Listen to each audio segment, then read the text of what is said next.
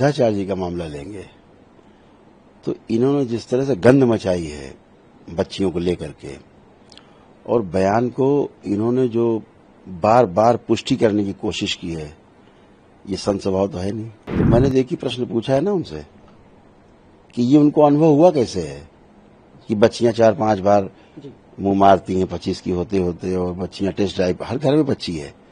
आप सब पे प्रश्न खड़ा कर रहे हो। ये उनको अनुभव कैसे हुआ कि बच्चियां 4 जगह मुंह मारती हैं, 5 जगह और टेस्ट ड्राइव करती हैं।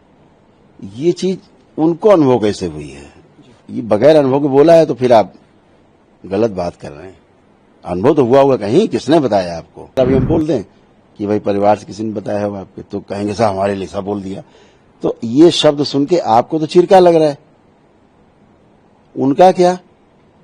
जिनको आप बोल ही रहे हैं कि साहब ऐसा करते हैं, उनको कैसा कितना खराब लग रहा होगा सुन करके। क्या उद्देश्य और किस तरीके का कार्यक्रम का शिविर? उद्देश्य है कि लोग रोग मुक्त रहें, शोक मुक्त रहें, भय से मुक्त रहें, भ्रम से मुक्त रहें, तमाम नकारात्मकता से मुक्त रहे व्यक्ति और शारीरिक, मानसिक और आध्यात्मिक रूप से स्वस्थ रहे। यही उद्देश्य है। कितने लोगों को दीक्षा दी जा रही है और किस तरीके अब जो प्रथम दिवस है, जो मंत्र दीक्षा में लोग हैं वो करीब 9-10 हजार लोग होंगे और बाकी तंत्र क्रिया योग दीक्षा में अपना आते रहेंगे, अभी कल तक आते जाते रहेंगे। गुरुजी, महमूद मदनी साहब हैं, महमूद मदनी साहब देवबंद वाले, उन्होंने एक एएनआई पे इंटरव्यू दिया है। उनका कहना है कि जो मथुरा और ज्ञानवापी का मामला है, जितना भी मतभेद हो उसको किनारे करके बैठने का प्रयास किया जा सकता है, बैठा जा सकता है। इस पे आपकी क्या राय है? क्या मथुरा और ज्ञानवापी के लिए ये अभी निष्कर्ष है? क्योंकि उनके लोग तो कहते हैं कि हम थाली में परोस के नहीं देंगे ज्ञानवापी को। ठीक है ना, इसका कोई आधिकारिक पक्ष हो, केवल वार्ता करने से तो एक समाज में समरसता आएगी, समाज में एक अच्छा संदेश जरूर जाएगा। अगर दोनों पक्षों के लोग बैठते हैं तो अच्छी बात है, अगर दोनों पक्ष के लोग बैठना चाहते हैं, लेकिन उसमें गवर्नमेंट का कोई पक्ष हो, कोई न्यायालय की तरफ से कोई आदेश हो, है ना, तो वो ज्यादा अच्छा रहता। जैसे भगवान श्री राम का जन्म स्थान है जो वो निपटाया गया, तो सुंदर एक निर्णय था, अच्छा निर्णय था। तो कुछ ऐसा जरूर हो जिससे सामाजिक जो समरसता है वो बनी रहे, ये तो ठीक है। लेकिन वो हमारा जो अधिकार है, जो हमारा आस्था का केंद्र है, वो जरूर अपना हमें तो मिलना ही चाहिए। अब वो अगर बैठ के कर लेते हैं सब लोग, हम तो कहेंगे कि सभी जितना भी मुस्लिम नेता हैं, अच्छे नेता हैं और अच्छे भाव से, अच्छे मन से, खुले मन से अगर बैठते हैं तो सबका स्वागत है, सभी पक्षों का स्वागत है। मोहन भागवत जी ने अभी बयान जारी किया था कि उन्होंने कहा था 100 साल पूरे होने पे कि सभी जो भारतीय हैं उनको लगभग 3 बच्चे करने चाहिए, जिससे देश में सुरक्षा और उसके लिए देश की उन्नति हो।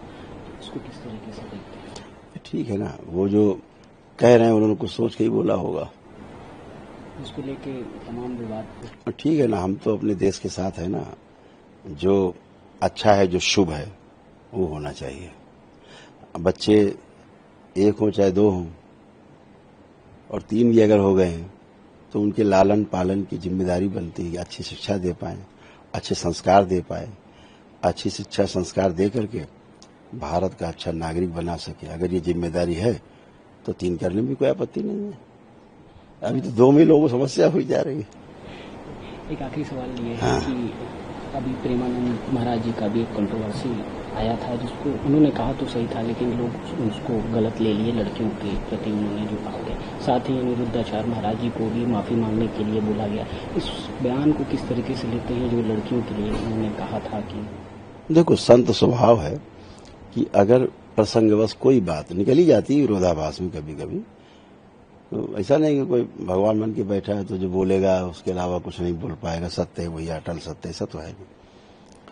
प्रसंगवश कभी कभी कोई बात कह देता है, तो अगर समाज को वो बात बुरी लगती है, ठीक, तो वह उन शब्दों को वापस ले लेते हैं। प्रेमानंद जी महाराज जी ने वही किया, ना तो उस बात पे अपनी बल दिया और अपने शब्दों को उन्होंने किनारे कर दिया, ठीक है। लेकिन अगर आप अनिरुद्धाचार्य जी का मामला लेंगे तो इन्होंने जिस तरह से गंध मचाई है बच्चियों को लेकर के और बयान को इन्होंने जो बार बार पुष्टि करने की कोशिश की है, ये संत स्वभाव तो है नहीं, ये अहंकार है। बच्चियों के बारे में बोल देना, जो अपशब्द बोल रहे हैं बार बार, वो उसी को बार बार सही साबित कर रहे हैं।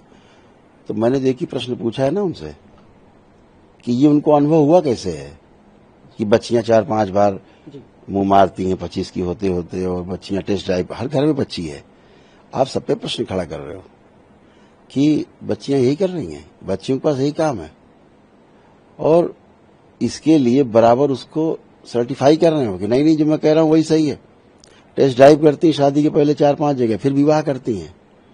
तो इस तरह के शब्दों का उच्चारण सार्वजनिक जीवन में उस व्यक्ति के लिए बिल्कुल अच्छा नहीं जिसको लोग सुनते हो।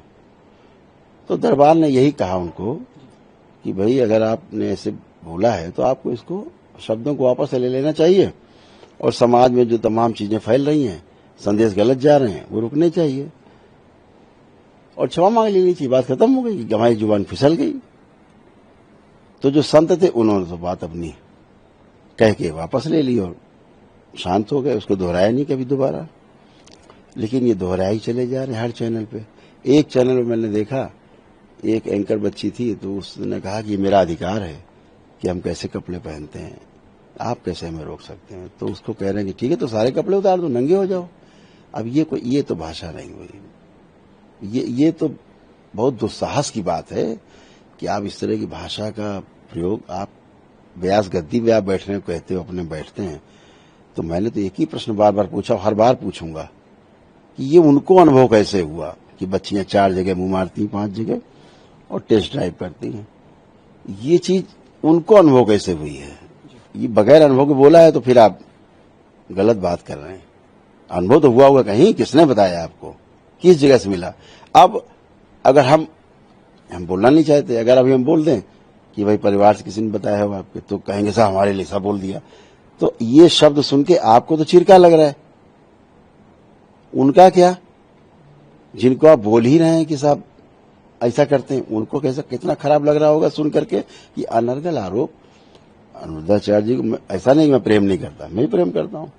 उसका अर्थ थोड़ा ना है कि आप जो गलत बोलोगे उसको बर्दाश्त करेंगे। मैंने 7 अगस्त को चैनल है, एक राष्ट्रीय चैनल है देश का, उस पर मैंने उनसे ये बात कही थी क्षमा मांगने के लिए। ठीक इसी बात को आगे बढ़ाते हुए 17 अगस्त को, 16 और 17 अगस्त को हमने अपना जो चैनल है दरबार का, उस पर ही मैंने यही बात कही कि क्षमा मांग के खत्म करो इसको। ठीक है, ये बात तो किनारे हो गई। अब इसको दबाने के लिए वो श्रीमान जी 2 या 3 तारीख को मेरे विरुद्ध कोई ऐसे खड़ी करते हैं और चिल्लाने लगे, भाई साहब तो ठग लिया, लूट लिया, मार दिया, अपने बयान बदल रही, अपने बोलने में 3-4 बार बयान बदल रही खड़े होकर के, दबाने के लिए कि आवाज दब जाए। तो मैं तो चुनौती देता हूं, हैसियत नहीं उनकी कि आवाज को दबा लेंगे। जो सत्य है बार बार कहूंगा, हमेशा कहूंगा, सदा कहता रहूंगा, इसमें कोई रोक नहीं सकता मुझे। और क्षोभ ये होता है कि बाकी लोग जो हैं, जो बाकी कथावाचक लोग हैं, उनकी भी जिम्मेदारी, नैतिक जिम्मेदारी बनती थी कि एक व्यक्ति आपके बीच से उठ करके और देश की बच्चियों के लिए, महिलाओं के लिए इस प्रकार के गंदे गंदे शब्दों का प्रयोग कर रहा है। कथावाचकों की छवि धूमिल कर रहा है ये व्यक्ति।